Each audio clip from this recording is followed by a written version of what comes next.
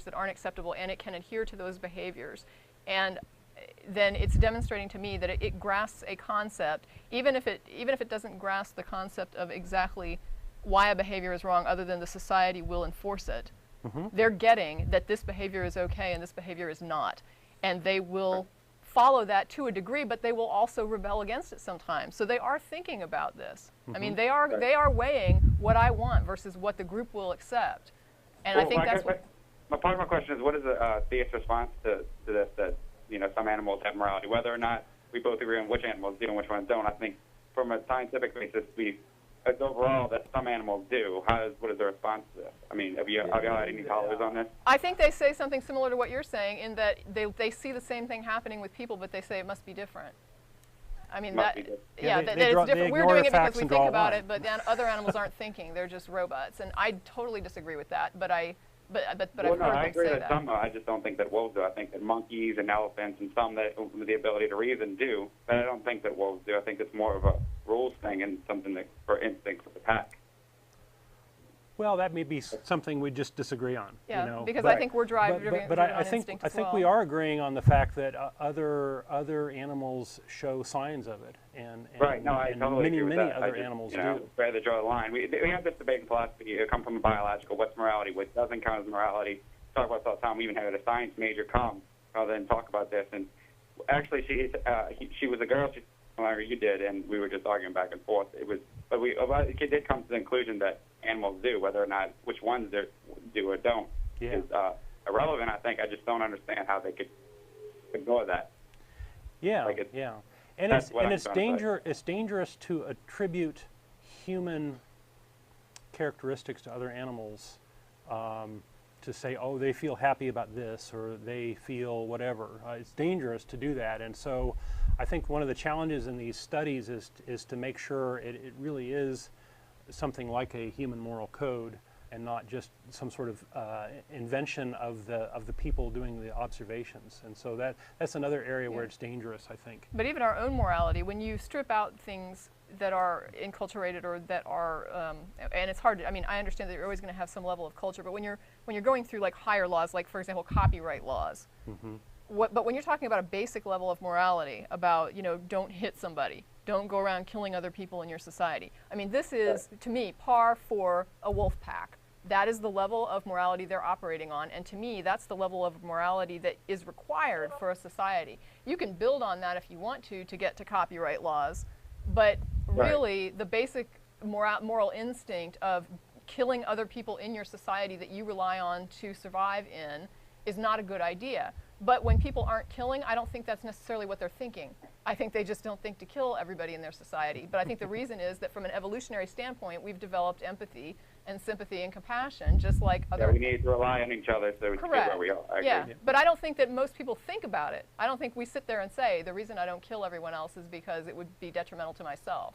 Or worse, when we asked, we may invent rationalizations for why we do certain things. That's true too. You know, a lot of this stuff is hard-coded in our brains, and there's a recent area of study called I can't remember.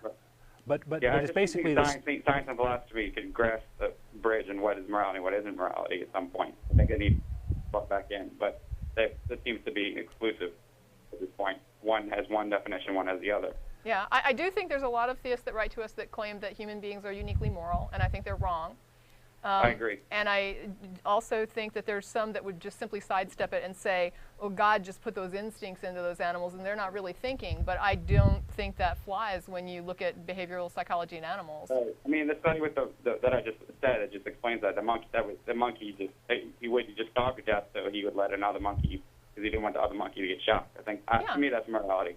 It's empathy, and that's the same, but people will see that and they'll say it's operating on some different mechanism. And I guess my question is, when you see somebody doing something that you do, what makes you think they're doing it for a different reason other than you're just egocentric?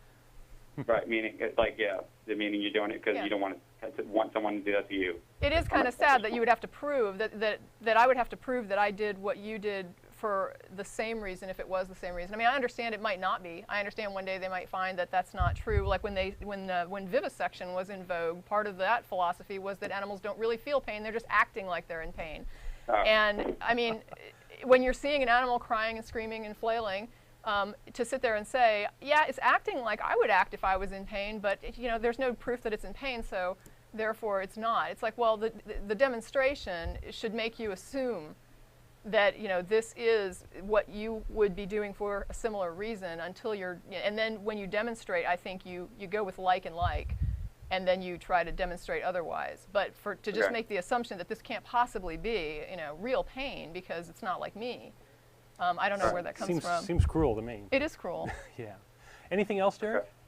I would like anything else. I just like question if the Grand Design came out, if y'all would one of y'all would read that and just if y'all have some reviews on it, but nothing. On, I'm not familiar with it. Well, I haven't read it yet. I think that's Hawking's new book. Oh, okay. Yeah. Okay. Yeah, Stephen Hawking's book is supposed to be a big deal. I haven't read it yet. I'm going to get to it, but I think if y'all did a show on it, that would be really cool. But okay. Okay. Okay. We'll take that as a suggestion. Thank you very much, Derek. Thank you. All right. Bye. Okay. Drop. I think I dropped it. Uh-oh. There we go. So, you want to move on to another caller? Well, yeah. Okay. Let's take Jeffrey in Rochester, New York. I think it's Jeffy. Jeffy. Okay. Hey, Jeffy. What's up? Yes, it is Jesse, first of all. Anyway, I just wanted to ask, I've been meaning to call in for a while, but I really wanted to ask a question that I hadn't heard discussed on here so we don't, revisit old ground. Okay, go for it. And really I wanted to ask about the Eastern religions, in particular Taoism.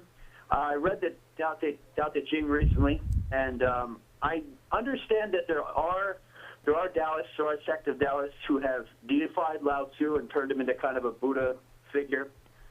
But as I understand it, those people are very much in the minority. So what I really want to know is, do you guys see this as a religion? Because when I look at these books, other than the use of some ambiguous words like heaven, which in certain contexts might just be interpreted as the universe, I don't see any claims of supernatural or the existence of some kind of deity or anything that the Western mind would perceive as religious. And I want to make it clear, too, I am an atheist. I'm just reading this, and I wanted some, feedback on that. I just think it's a philosophy of efficiency. That's how I see it. That's pretty much where I was. But yeah. These Eastern religions don't really get touched on much in conversations among atheists. I actually did a show on it. If you go back through the archives, there's a show on Taoism. Okay. Yeah, and I agree. I think it's a beautifully it's a beautiful way of looking at the world in an extremely efficient way of saying that it's easier to work with a flow than fight against it. And I totally agree that when and I think I used an example of a counterweight. Instead of trying to lift a rock, use a counterweight, and that's kind of the philosophy. Right. Yeah. Yeah. I've always said the Eastern religions, the difference between those and, say, the Abrahamic religions is instead of telling you what to think, they're kind of teaching you how to think. Yeah, it's just a way of looking at the world. Yeah, I agree. Yeah, there's a whole deeper question of here, what makes a religion? I'm not sure I'm actually qualified to answer that, but certainly the Western religions are focused deistic. On a monotheism and these sorts of things. I guess some of these Far Eastern religions are more of a even the Buddhist sections that deal with spirits or gods, they're always sort of an irrelevancy. I mean, they may play some part or something, but they're never really central to the religion itself or to the belief system. Right. Yeah. Mm-hmm. Anything else, Jesse? I think that's about it. Okay, you picked the right week because Tracy is probably our resident expert on that. So. About that. All right, okay. well, I'll look through the archives. Thanks a lot. I appreciate it. Thank you. All right, bye. Bye. Did you want to chat or did you want to do videos? Or see if I can make that work finally. You did. Well, you had a chat thing. Well, we have a chat thing. We this last couple of weeks we've had some kind of strange stuff going on. We've had a bunch of people protesting a potential mosque in New York. We've had some guy in Florida, I think it was, Gainesville, trying to burn Korans. Yep. And I think maybe the atheists ought to weigh in on that and just say what we feel about it, right? Yeah, and that's tough because on my Facebook page, there's a lot of atheists that have been weighing in, and there's a lot of disagreement. Oh yeah. Okay. So we can't claim to speak for all atheists. Yeah, no, I wouldn't dream of speaking for all these people that I know would vehemently disagree with me. So yeah. But we talked a little bit about this ahead of time, and I think we both came to the conclusion that at least the Quran burning thing was kind of silly. Yeah. Right. It's certainly within the First Amendment rights of this church to do that. I guess at the end of the day, they didn't do it, right? They backed out. But and I understand the Phelps family was really upset about this whole Koran burning thing, because when they tried to do it, they didn't get nearly the publicity.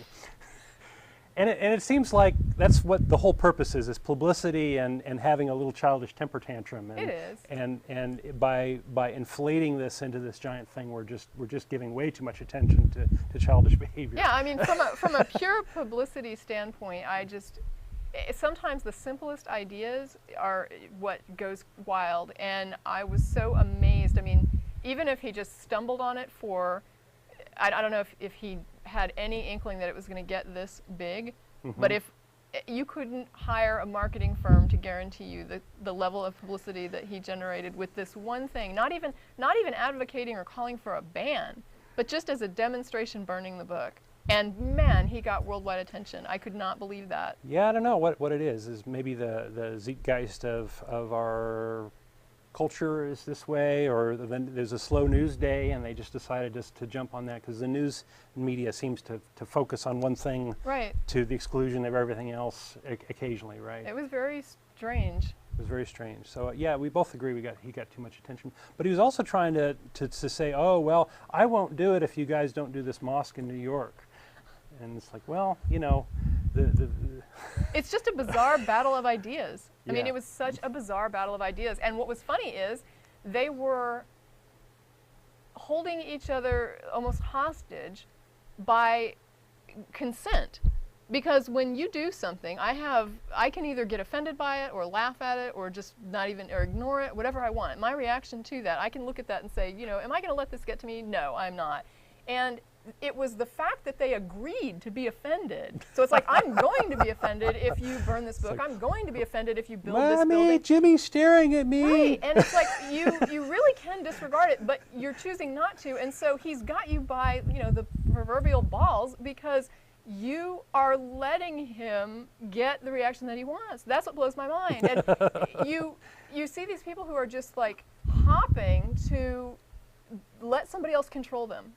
And it just blows my mind to see people giving up that level of control in their lives and in their emotions and saying, I'm going to let this guy have the reaction he's just begging for. And it's like, well, if you want to do that, that's fine, but please don't say that he did this to you. Right. I mean, you did this to yourself. Right. You're in control of your own reactions. And if you're not, you should be. The Muslims that are going apeshit over that, you know, that's their problem. You know, that's they're responsible for their actions, whatever they might be, right? It's not this guy in Florida. He's not doing anything to you. In my head, it comes down to, you know, is it legal? Yes. Then I don't really care to argue about it. It's kind of the same with abortion. When we get people that contact us about abortion, and they'll say, you know, I want it to be a choice. I'm okay with free choice, but I don't think it's right. And I say, I have no reason to argue with you, because I don't care if you think it's right or not. As long as you're pro-choice, that's all I care about. As far as I'm concerned, we agree. And if you don't like it, if you have reasons for not liking it, and if I disagree with those reasons, it all comes to nothing, because in the end, you agree it's my choice and I agree it's your choice. So why would I argue that? If it's legal and it's your right, unless I'm going to take steps to change that right or take away that right, what in the world am I going to sit and argue with you about your philosophy on it? I guess I'm more practical in that way. Some people enjoy that sort of Well, you know, you dialogue. influence the culture through your speech and these sorts of things, and so maybe we as a society are trying to make this decision and we want to argue it out. I guess, but to me, at the end of the day, you know, I'm with you all the way until you say let's take away his right to do it, and then all of a sudden we're enemies, because I don't care if you don't like it. I don't care if you think it's in bad taste. I don't care if you want to try to blame other people's reactions on him. I would disagree with that. But at the same time, I don't care, because if you're not going to take away his right to burn it, I really don't care, because I agree with you. He should have the right to do it. Whether I agree with whether or not it's right or not, or whether or not it's kind or not, or whether or not it's, you know, people's reactions are his fault or not, is a complete irrelevancy if we agree that at the end of the day, the man can burn his own books. Yeah, I go for that. Okay. Well, we got a couple callers queued up. In fact, one of them's on kind of on the same topic. Let's take Michael from Palm Springs, California. Hello, Michael. You're on the air. Well, hello. Yes, I was